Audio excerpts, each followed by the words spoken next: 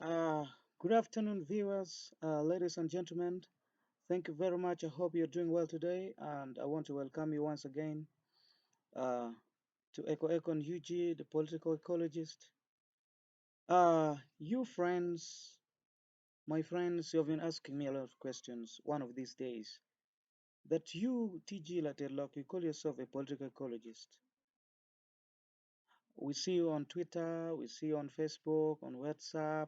Even when we meet you, you identify with political ecology and you call yourself a political ecologist. So, who is a political ecologist? Uh, Thank you very much.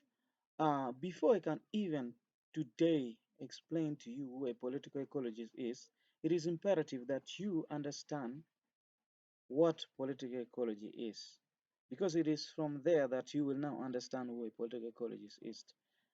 Historically, the word political ecology was first coined in 1935 by one Thomas Thorne, Frank Thorne, in 1935. That is its first life.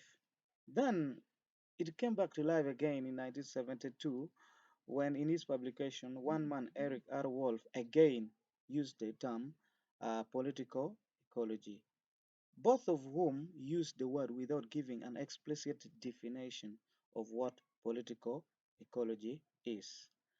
Uh, In our contemporary time, ladies and gentlemen, we have seen how power dynamics relates with the economic structures to have an implication on an environment.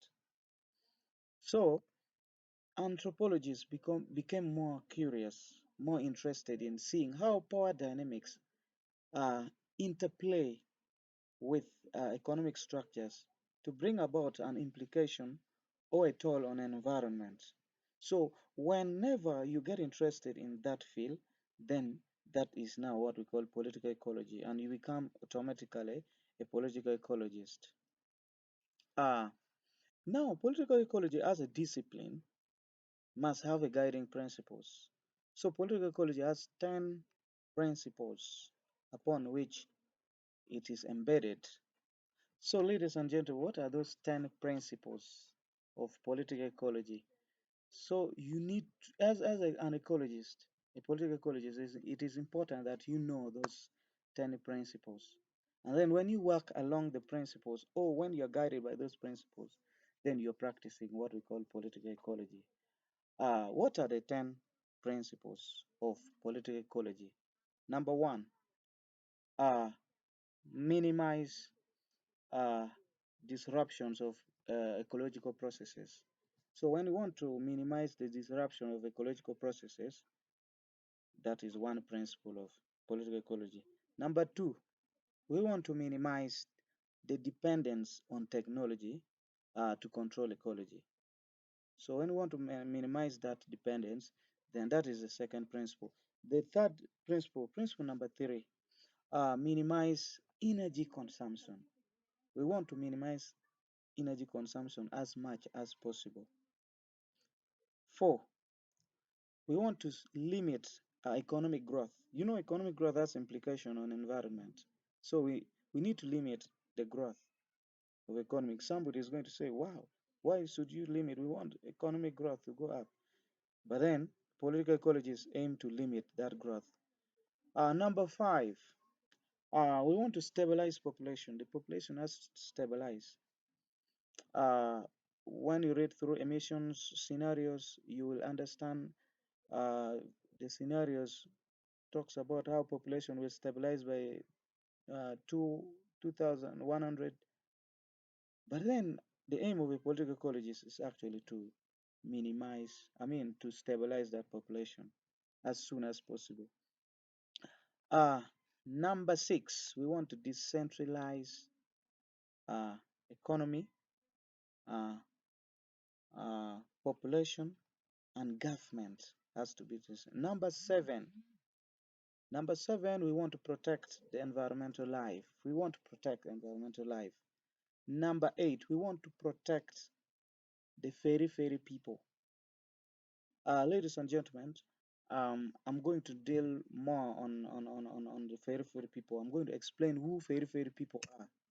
when I in future I come to explain to you the power dynamics, the four dimensions of power and power philosophy. I will explain it later and you understand who fairy fairy people. But for now, know that one of the principles of political ecology is actually to protect the fairy fairy people. Uh, Number nine is to manage the land use. This is very critical, especially in a Chulu sub-region, given the Balalo case here. Land use becomes something very critical, and a political ecologist has it as one of its principles. So, as you trying to exercise or practice political ecology, it is important that land use management is a crucial factor. Then, principle number 10, we want to maximize uh, independence of each ecological individual. In the ecosystems, I am an individual, you are an individual, the water, the plants, the animals are all individuals. So they need to enjoy uh, their privileges without interferences from the others as much as possible. So if the aim of a political ecology is to maximize that independence of each individual within the ecological systems.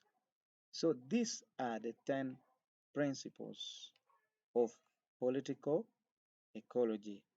So ladies and gentlemen, now you know what political ecology is, the interactions between power dynamics and, and economic structures to bring about an effect on the environment, and then you have understood those 10 principles of political ecology.